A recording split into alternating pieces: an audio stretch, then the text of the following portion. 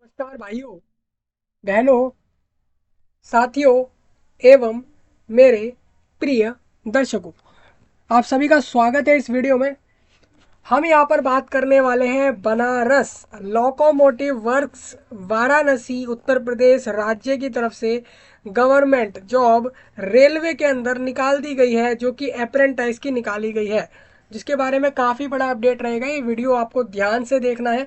मैं आपको बताना चाहता हूँ कि बनारस बनारस जो है आपका बनारस लोकोमोटिव वर्क्स यानी आपका जो बनारस जगह है और वाराणसी दोनों जो है इंडिया कंट्री के उत्तर प्रदेश राज्य में स्थित है।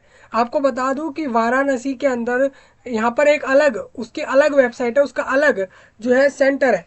मतलब अगर आप समझे, यहाँ पर जो इंडियन रेलवे है दोस्तों, आपको बता दूं जैसे कि कई बार जैसे कि इंडियन रेलवे जो है उन्होंने अपने सेंट्रल रीजन की अलग वेबसाइट है, उनकी नॉर्थ ईस्ट वेस्ट हर रीजन की अलग अलग वेबसाइट है और अलग अलग जगहों पे वो अपने रिक्रूटमेंट को निकालते हैं और बताते हैं कि हमें अपने रेलवे में, हमें भारत सरकार के रेलवे में इस पोस्ट पर रिक्रूटमेंट चाहिए, इस डिवीज़न में, इस रीजन में और इस जगह पर। तो आपको बता दूं यहाँ पर गवर्नमेंट ऑफ इंडिया की तरफ से इंडियन रेलवे के अंदर 374 370 इतने लोगों के लिए जॉब निकाल दी गई है वाराणसी जगह के अंदर। वाराणसी जो आपका सेंटर है, वाराणसी जो आपका इंडियन रेलवे के अंदर जो वाराणसी जगह पर स्टेशन है, वाराणसी जगह के वहाँ पर आपके यहाँ पर इतने लोगों के लिए जॉब निकाली गई है। ये जॉब ऑल इंडिया निकाली गई है, यानी कि आप अगर दूसरे राज्य से होंगे तो भी आप इस पर अप्लाई कर सकेंगे। ये जॉब अप्रेंटाइज की है। अब मैं आपको बताना चाहूँगा कि जो अप्रेंटाइज शब्द है, भाई ये जो अप्रेंटाइज शब्द आप सुन रहे हैं, इसके बारे में मैं आपको बता दूं कि ये होता है आपका, आपके पास क्वालिफिकेशंस होती हैं, चाहे वो ट्रेड की हो, नॉन ट्रेड की हो, 10th पास हो, 12th पास हो, ग्रेजुएट्स को भी अप्रेंटाइज की जॉब के लिए भरवाए जाते हैं फॉर्म। अप्रेंटाइज की जॉब यहाँ पे निकाल दी गई है, जो कि यहाँ पर गवर्नमेंट ऑफ इंडिया ने इंडियन रेलवे के अंदर निकाली है। टोटल 374 लोगों के लिए जॉब निकाली है। अप्रेंटाइज आपके पास क्वालिफिकेशन होनी चाहिए। अप्रेंटाइज का मतलब होता है दोस्तों, जो एक्चुअल में जो जो लोग जॉब करते हैं, एक परमानेंट, एक रेगुलर, एक टेम्पररी या कॉन्ट्रैक्ट बेस पर या टेन्योर के बेस पर, तो ये जॉब आपकी वो नहीं होती। मतलब ये जॉब आपकी होती है अप्रेंटाइज की, मतलब आपको करने वही सारे काम है जो रेगुलर वाले जॉब वाला बंदा करेगा, या बंदा या फिर कोई भी लेडी करेगी वही काम। वही सारे काम आपको भी कर रहे होंगे यहाँ पर, लेकिन फ़र्क इतना होगा कि वो एक रेगुलर जॉब रहेगी जो बंदा कर रहा होगा परमानेंटली, वो अलग होगी। ये अप्रेंटाइज की अलग होगी। मतलब आप उस काम को अभी सीख रहे हैं, आप एक नए नियुक्त हुए हैं इस जॉब पर, आप ये समझ सकते हैं। आपको इसमें क्या होता है फ़ायदा, लोग कहते हैं अप्रेंटाइज में फ़ायदा नहीं होता, भाई मुझे तो लगता है फ़ायदा होता है, क्योंकि अप्रेंटाइज में क्या है ना, आपको पैसे भी दे रहे हैं, साथ में आप काम भी सीख रहे हैं। तो लेकिन लोगों का ये भी है, कभी कभार लोगों के सवाल उठते हैं, भाई ये हमसे काम करा लेते हैं वो सारा, ये हमसे रेगुलर वाले जॉब वाले जितना हमसे काम कराते हैं अप्रेंटाइज की जॉब पर, और सैलरी हमें अप्रेंटाइज की मिल रही है, तो ऐसे में लोग इसमें अप्लाई नहीं करते हैं। लेकिन आपको बता दूं, आजकल जैसे इंडिया में काफ़ी कम अभी रिक्रूटमेंट इतने अच्छे खासे देखने को मिल नहीं रहे। वैकेंसी, अब ऐसा नहीं है कि वैकेंसियों की कमी है, भाई वैकेंसी आपको बता दूं, वैकेंसी काफ़ी अच्छे खासे वैकेंसी खाली पड़े हुए हैं गवर्नमेंट सेक्टर में के अंदर। और प्राइवेट सेक्टर में तो आपको पता ही है, कंपनी अपने रिक्रूटमेंट जो भी उनकी ज़रूरत होती है उसके हिसाब से वो निकालती हैं। मैं आपको बताना चाहूँगा कि यहाँ पर जो गवर्नमेंट सेक्टर है उसमें भी कम वैकेंसी नहीं है जो अभी खाली पड़ी हुई है, लेकिन गवर्नमेंट अभी इसमें रिक्रूट कर नहीं रही है। अब उसके क्या कारण है मुझे नहीं पता, हो सकता है कि 2024 के इलेक्शन के कारण इसमें रिक्रूटमेंट रुकी हुई हो, या फिर हो सकता है आपका जो है कोई और कारण से रिक्रूटमेंट ना करी जा रही हो। बहुत सारे कारण होते हैं दोस्तों जिसकी वजह से रिक्रूटमेंट आ नहीं रही होती है। लेकिन आपको कहना चाहूँगा, गवर्नमेंट सेक्टर में भी अभी काफ़ी सारी वैकेंसियाँ लाखों के अंदर वैकेंसियाँ खाली पड़ी हैं दोस्तों। ये एक्चुअल डेटा है, जो कि रिसर्च में मैंने जब रिसर्च करा तो मेरे को इसी से पता लगी कि इतनी वैकेंसियाँ खाली हैं, लेकिन उनको भरे ना जाने का कारण मैं भी नहीं जानता। अभी जैसे अगर बात करें, बहुत से नोटिफिकेशन की डेट्स दे दी गई थी, वो आए नहीं थे, उसके बारे में मुझे पता नहीं है कि वो क्यों नहीं आ रहे हैं, तो उसके बारे में वो आपको अलग मिलेगा, वो अलग टॉपिक है। यहाँ पर हम बात कर रहे हैं इंडियन रेलवे की। इंडियन रेलवे में अप्रेंटाइज की जो जॉब निकाली गई है 374 लोगों के लिए, वो किस किस पोस्ट पे निकाली है वो हम डिस्कस करेंगे। एलिजिबिलिटी, क्वालिफिकेशन, सैलरी, कितना काम करना है, क्या काम करना है, और फॉर्म का फीस क्या ले रहे हैं, उसके बाद कब से कब तक फॉर्म भरा रहे हैं, सारी चीज़ें आपको बता देता हूँ। आप जो भी एलिजिबल होगा इसमें अप्लाई कर पाएगा। आप सारी बातें इसमें ध्यान से सुन लेना। ये ऑल इंडिया रहेगी। हरियाणा, उत्तर प्रदेश, उत्तराखंड, झारखंड, उड़ीसा, मेघालय, मणिपुर, केरला, कर्नाटका, असम, तेलंगाना, त्रिपुरा, वेस्ट बंगाल, कोई सा भी ऐसा राज्य, यूनियन टेरिटरी, प्लेस, गली, मोहल्ला, जिला, कोई सी भी ऐसी जगह होगी आप इसमें अप्लाई कर सकते हैं। सिंपल सी बात है। आप किसी भी जगह पर आप बैठे हुए हैं, अभी किसी भी जगह से इस वीडियो को देख रहे हैं इंडिया में, तो आपके लिए ये जॉब रहने वाली है। सारे बात क्लियर हो गए होंगे पॉइंट। अब देखते हैं हम यहाँ पर वेबसाइट पे आपको नोटिफिकेशन कहाँ मिलने वाला है। तो नोटिफिकेशन आपको मिल जाएगा यहाँ पे न्यूज़ एंड इवेंट्स के अंदर मिल सकता है। यहाँ पर आपको जो चल रहे हैं ये यहाँ पर आपको मिल जाएगा नोटिफिकेशन। वीडियो के नीचे भी आपको ये दिया गया है, तो परेशान होने की जरूरत यहाँ पर रहेगी नहीं। सबसे पहले भारतीय रेल बनारस रेल इंजन कारखाना, यानी कि जो इंजन इंजन कारखाना जो है, वर्क स्टेशन को बोलते हैं कारखाना। तो आपको बता दूं यहाँ पर वाराणसी उत्तर प्रदेश से नोटिफिकेशन रिलीज करा है। हम इन्होंने बोला है कि हमें जो है आईटीआई और नॉन आईटीआई दोनों को चाहिए। हमें इंडस्ट्रियल ट्रेनिंग इंस्टीट्यूट से करे हुए सर्टिफाइड कोर्स करा हुआ कैंडिडेट, और जो जिसने नहीं करा है वो भी हमें यहाँ पर चाहिए। हम यहाँ पर ये नोटिफिकेशन दे रहे हैं आपके 26 अक्टूबर को 2023 में, यानी कि 23 साल में। उसके बाद बात कर लेते हैं यहाँ पे। यहाँ पर आपको देखिए दोस्तों, यहाँ पर आपको 25 नवंबर तक फॉर्म भर देने, यानी आपको डेट यहाँ पर जो दी गई है पूरे 1 महीने का समय है। 25 नवंबर शाम को 4:45 तक आप फॉर्म इसमें सबमिट कर सकते हैं। ऑनलाइन भुगतान की अंतिम तिथि की बात कर ले, सेम यही डेट रहेगी। आप फीस की भी पेमेंट सेम इसी डेट तक करेंगे और अप्लाई भी इसी डेट तक करेंगे।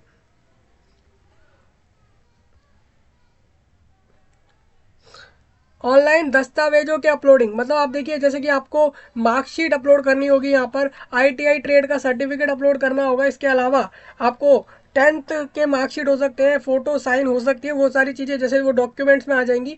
तो उसमें आपको 2 दिन एक्स्ट्रा मिलेंगे, यहाँ पर आप देख सकते हैं। ये आपका आ गया था 1961, यानी आप समझ सकते हैं कितने साल पहले ये एक्ट आ गया था जिसके तहत ये रिक्रूटमेंट हो रही है।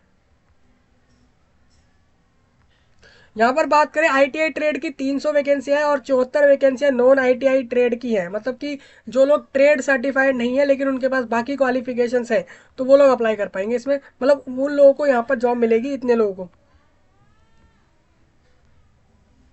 ऑनलाइन फॉर्म भरेंगे दोस्तों यहाँ पर फिजिकल मोड में, किसी सेंटर पे, किसी ऑफिस में, किसी रेलवे स्टेशन पे या रेलवे हेड डिपार्टमेंट में नहीं जाना है आपको इसके लिए फॉर्म लेने। अब बात करते हैं यहाँ पर देखिए, यहाँ पर फिटर चाहिए, कारपेंटर चाहिए, पेंटर चाहिए, उसके अलावा मशीनिस्ट भी चाहिए, वेल्डर भी चाहिए, इलेक्ट्रीशियन। ये 6 तरह के अलग अलग पोस्टें हैं, इनके ऊपर आईटीआई, मतलब इसके अंदर हम रिक्रूटमेंट कर रहे हैं। अब देखिए फ़र्क इतना ही होता है अप्रेंटाइज को। अप्रेंटाइज का मतलब हो जाता है आप एक वहाँ पर जो है एम्प्लॉय नहीं है, आप एक कर्मचारी नहीं है, आप एक अप्रेंटाइज के तौर पर हैं। आप ट्रेनिंग ले रहे हैं, साथ में पैसे लेंगे और उसके हिसाब से काम करेंगे। यही होता है। आईटीआई रिक्तियों का विवरण की बात कर लेते हैं। तो फिटर में आप देखेंगे अनुसूचित जाति को 16 वैकेंसियां दी हैं, अनुसूचित जनजाति को 8 दे दी हैं, ओबीसी को 29 दे दी हैं, ईडब्ल्यूएस को 11 दिए हैं और सामान्य यूआर से 43 है। यानी कि फिटर के लिए 107 वैकेंसी, सबसे ज़्यादा फिटर की वैकेंसी रहेंगी। आईटीआई वाला टेबल है पूरा। और कारपेंटर के सिर्फ 3 लोग चाहिए कारपेंटर के लिए, और पेंटर के लिए यहाँ पर हमें चाहिए 7 लोग, और 67 लोग हमें मशीनिस्ट के लिए चाहिए। और बाकी आप इस तरीके से टोटल अपनी वैकेंसी को कैटेगरी वाइज देख लेंगे। नॉन आईटीआई में फिटर की 30 वैकेंसी है, कारपेंटर की नहीं है डायरेक्ट। उसके बाद मशीनिस्ट की 15 है, और बाकी आप यहाँ से टेबल समझ लेंगे। अगर बात करें दिव्यांग जनों की, यानी डिसेबिलिटी वालों की, तो जो टोटल वैकेंसी है उसमें से 3% उसका निकाल लीजिए, उतनी वैकेंसी आपके लिए है। यानी कि अगर बात करें हम यहाँ पर कि ये 374 वैकेंसी है, आप इसको एक बार के लिए मान लीजिए 374 है, 370 मान लीजिए, तो इसका 1% हो जाएगा 3, लगभग लगभग 3.7 के करीब होगा। तो आप इसमें देख सकते हैं कि लगभग 9 वैकेंसी, 9 से 10, 9-11 वैकेंसी आपके लिए है, जिसमें से आईटीआई को 9 है, नॉन आईटीआई को 2 है। ये आपके लिए रहेंगी डिसेबिलिटी वालों के लिए।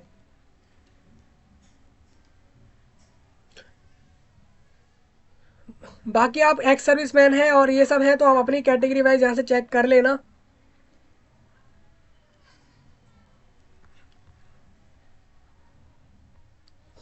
बात कर लेते हैं नॉन। आप देखिए शैक्षणिक और तकनीकी योग्यता क्या होनी चाहिए आपको, जो है मैट्रिकुलेशन अथवा 10-12वीं में हाई स्कूल परीक्षा में 50% या उससे अधिक अंकों के साथ उत्तीर्ण होना अनिवार्य रहेगा। उम्मीदवारों के पास ये योग्यता अधिसूचना जारी होने की तिथि यानी कि 26 अक्टूबर से पूर्व अवश्य होनी चाहिए। मतलब अगर आपने 26 अक्टूबर से पहले पहले अगर आपने 12वीं पास कर लिया और 10वीं भी पास कर लिया, 10वीं 12वीं दोनों, तो आप इसमें अप्लाई करेंगे। 50% मार्क्स चाहिए बस, आपके ज़्यादा नहीं चाहिए यहाँ पे। अगर आपके 70 हैं, 80 हैं, 90 है तो अच्छी बात है, बट अगर आपके 49 है तो आप अप्लाई नहीं कर सकते। 50% है तो आप अप्लाई कर सकते हैं। आईटीआई सीटों के लिए बताया तो आईटीआई जो वैकेंसी है उनके लिए आपको बोला गया 10वीं 12वीं दोनों पास चाहिए 50% मार्क्स के साथ, तथा उसके बाद उसके अलावा आपका आईटीआई उत्तीर्ण होना चाहिए। मतलब जैसे कि फिटर पे अप्लाई कर रहे हैं तो फिटर का आईटीआई सर्टिफिकेट होना चाहिए। अगर आप कारपेंटर पे अप्लाई कर रहे हैं तो कारपेंटर का रहेगा। ये आईटीआई के लिए एक वो हो जाएगा क्वालिफिकेशन।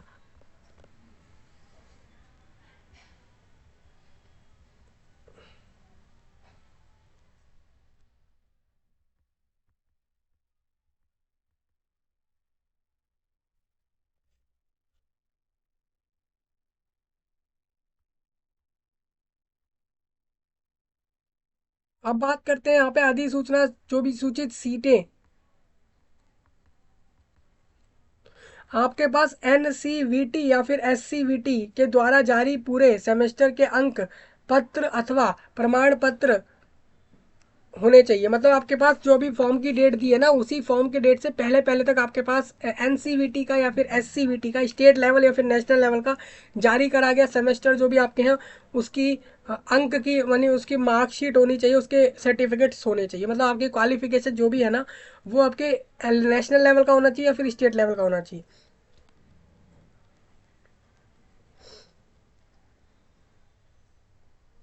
नॉन आईटीआई पे अप्लाई करने के लिए 15+ होना चाहिए कैंडिडेट का, और 22 से नीचे होना चाहिए। आईटीआई वाले पोस्टों के लिए यहाँ पर सेम रहेगा, 15 से ऊपर और 24 से नीचे रहेगा।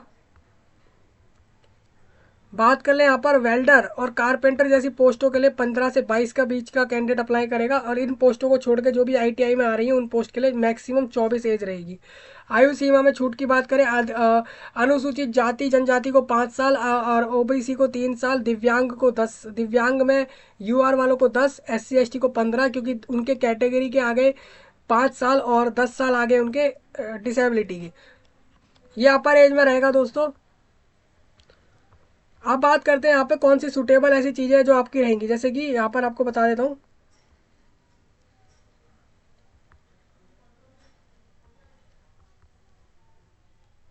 नहीं हो। अब देखिए, फिटर की पोस्ट पर अप्लाई करने के लिए आपका एक तरफ का निचला अंग आंशिक रूप से यानी कि low limb partially damage from one side can be accommodated, तो वो अप्लाई करेंगे।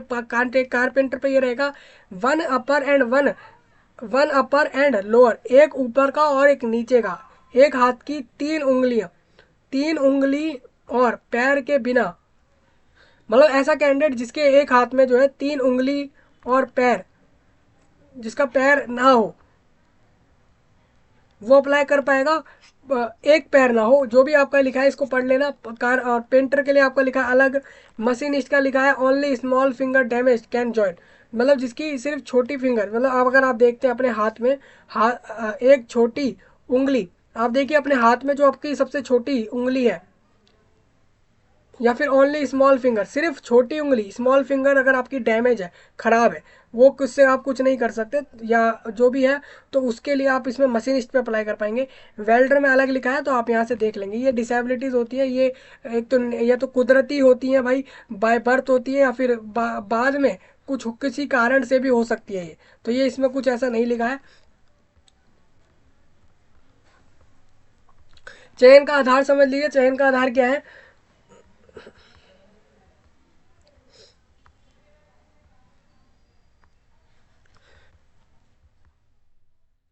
नॉन आईटीआई चयन में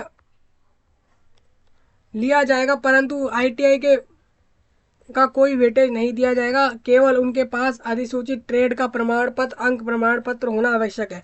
जो लोग आपके यहाँ पर नॉन आईटीआई वाले हैं उनका यहाँ पर, जो नॉन आईटीआई वाले होंगे उनके पास जो भी अपने 10th का मार्क्सशीट है उसके बेस पर इनके आपके जो भी मार्क्स होंगे उसको ऑल ओवर में से 50% में से मार्क्स दिए जाएंगे। सपोज मानिए आपके 10th में 400 में से 300 मार्क्स आए, तो ये आपके 75% हुए। अब इनको इन्हें देना है 50%, तो इसमें से आपके 50% वेटेज उसको दे देंगे, बाकी 50% वेटेज कहीं और से लेने वाले हैं। आईटीआई वालों में बोला है कि ये लोग आपके 10th के मार्कशीट पे वेटेज नहीं दे रहे हैं। दो उम्मीदवारों के अगर एक जैसे मार्क्स आ जाते हैं तो जो ज़्यादा एज वाला होगा उसको यहाँ पर मेरिट में रखेंगे। एज, अब ये यहाँ पे मार्क्स जो आपके हैं वो क्वालिफिकेशन के बेस पर रहेंगे।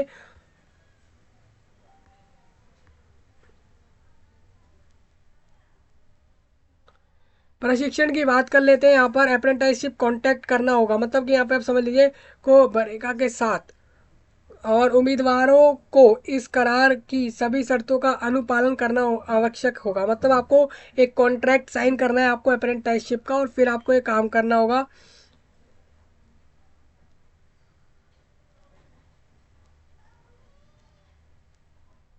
बात कर ले यहाँ पर, अगर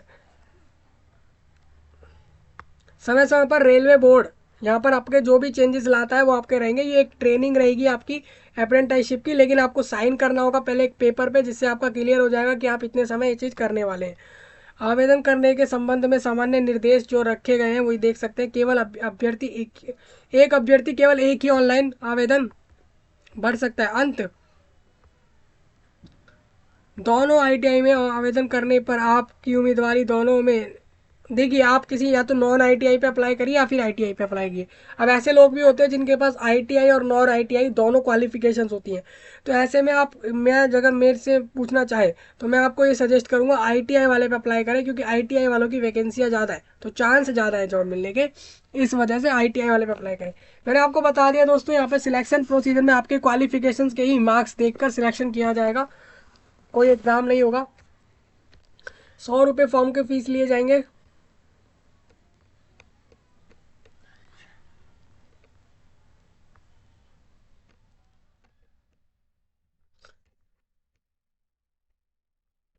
जो रिजर्वेशन कैटेगरी वाले लोग हैं वो फॉर्म का फीस नहीं भरने वाले। अगर उनको ऑप्शन आ रहा है तो आप डायरेक्ट ईमेल करेंगे रेलवे में कि भाई हमें ऑप्शन क्यों आ रहा है हमारे कैटेगरी के हिसाब से फीस भरने का।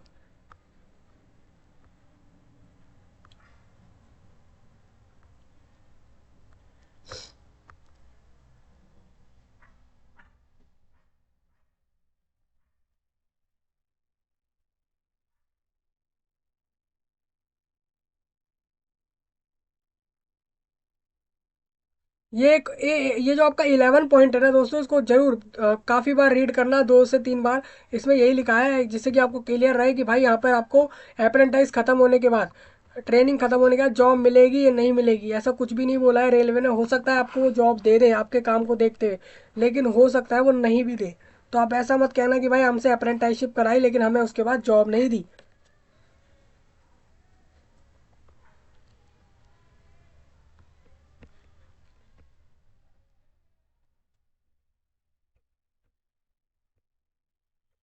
ये सारे फॉर्म आपको लगाने हैं अपने जब आप फॉर्म भरेंगे तो उसमें आपको ये वाले डॉक्यूमेंट सारे लगा देने हैं। चलिए थोड़ा और आगे बढ़ते हैं।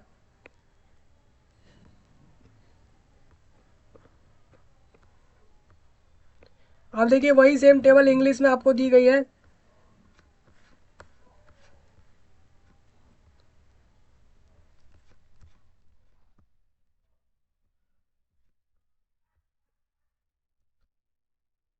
देखिए जो मैंने आपको ऊपर अभी दिखाया, जो हिंदी भाषा में दिखाया, वही सब इंग्लिश में आपको यहाँ पर दिया गया है।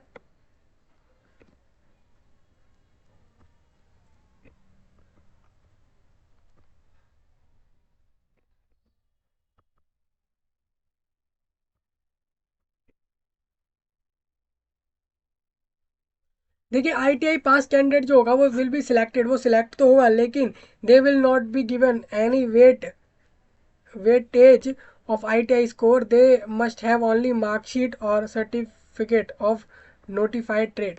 मतलब जो भी ट्रेड है, जैसे मान लीजिए आपके पास, आप कारपेंटर पे अप्लाई कर रहे हैं और आपके पास आईटीआई ट्रेड कारपेंटर का हुआ, तो उसका जो मार्कशीट रहेगा आपका, उसके जो सर्टिफिकेट रहेंगे, उन्हीं के बेस पर आपका सिलेक्शन होगा। आपका यहाँ पर आईटीआई में जो स्कोर आए हैं उसके उसके बिहाफ पर नहीं रहेगा। मतलब आपकी क्वालिफिकेशन वाले सर्टिफिकेट्स के बेस पर आपका सिलेक्शन होगा। और जो दूसरे नॉन आईटीआई वाले हैं, मतलब कुल मिला के यही है दोस्तों, आपके क्वालिफिकेशन के बेस पर सिलेक्शन होने वाला है, कुछ एग्जाम नहीं हो रहा है। यही पॉइंट इंग्लिश में भी इन्होंने दिया है, मेरे को वहाँ समझ नहीं आया था तो मैंने इसको थोड़ा इधर देखा है, यहाँ से भी वही सेम दी गई है।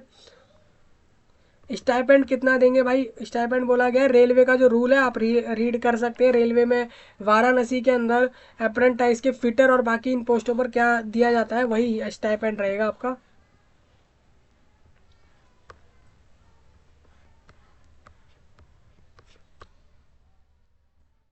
तो दोस्तों ये सारे पॉइंट आपको क्लियर कर दिए गए हैं, नोटिफिकेशन पूरा डिस्कस हो गया। अब अगर कोई कैंडिडेट कह रहा है, कैंडिडेट कहना चाह रहा है कि भाई सिलेबस क्या है, तो भाई एग्जाम ही नहीं हो रहा तो सिलेबस जान के क्या करोगे, किस चीज़ का सिलेबस बताएं आपको। दूसरा, यहाँ पर डायरेक्ट रिक्रूटमेंट हो रही है दोस्तों, 10वीं 12वीं पास चाहिए सिंपल, ना ग्रेजुएट चाहिए ना पोस्ट ग्रेजुएट चाहिए, सिर्फ हमें 10वीं और 12वीं पास कैंडिडेट चाहिए। वो किसी भी स्ट्रीम से हो सकता है, किसी भी सब्जेक्ट का हो सकता है, बस वो 10वीं और 12वीं पास होगा और भारत में कहीं से भी होगा, फॉर्म भर देगा, उसको जॉब मिल जाएगी, स्टाइपेंड भी मिलेगा, काम भी कराया जाएगा, ट्रेनिंग चलेगी, ये सारा कुछ होने वाला है। सारा कुछ समझ आ गया होगा दोस्तों, इसमें कुछ भी डाउट रहना नहीं चाहिए। दूसरा हम चलते हैं यहाँ पर, ये अप्लाई लिंक रहेगा। आप जैसे मान लीजिए आप आईटीआई नॉन आईटीआई जिस पे भी अप्लाई कर रहे हैं, जैसे मैंने बोला आईटीआई पे अप्लाई कर रहा हूँ, फिर मैंने बोला कौन से आईटीआई पे अप्लाई कर रहा हूँ, तो मैं चाह रहा हूँ यहाँ पर पेंटर पे अप्लाई करना है। मैंने पेंटर चूज़ करा, फिर मैंने अपना यहाँ पे नाम डाला और इस तरीके से सारी चीज़ें भर डाली और इस तरीके से इसको जो है यहाँ से सबमिट करा। अभी यहाँ पे ऑप्शन नहीं आ रहा है सबमिट का, देखिए यहाँ पे ऑप्शन सबमिट का भी नहीं आ रहा है क्योंकि फील्ड अभी ये सारी चीज़ें खाली है। जैसे ही भर जाएंगी ये सबमिट का ऑप्शन आने लगेगा, ये पूरा ब्लू हो जाएगा। इसको टिक करके यहाँ पर आपको इस तरीके से टिक करना होगा आई हैव रीड वाले पे, और इस तरीके से आप आगे बढ़ जाएंगे और सबमिट कर देंगे।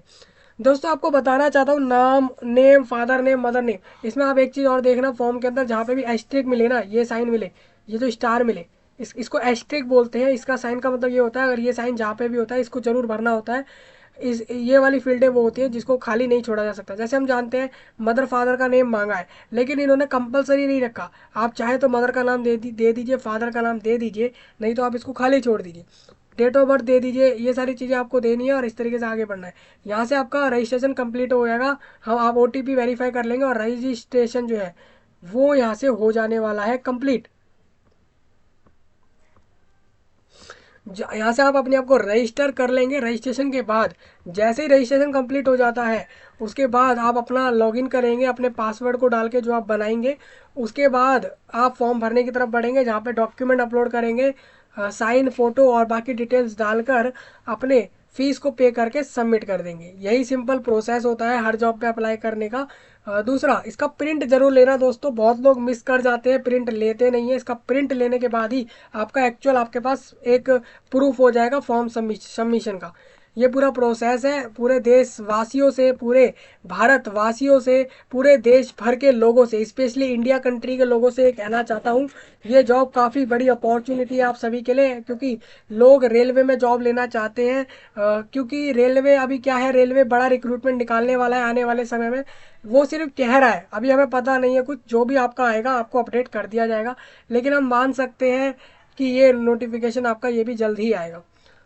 बाकी आप कमेंट करके बता सकते हैं, कोई भी डाउट रहे आपको इस वीडियो से रिलेटेड या कोई से भी ऐसा टॉपिक जिससे भी आपको डाउट लगता है, आप कर दीजिए बिल्कुल बिना कुछ सोचे। दूसरा, इसको वीडियो को जहाँ तक फैलाया जा सके फैलाएं।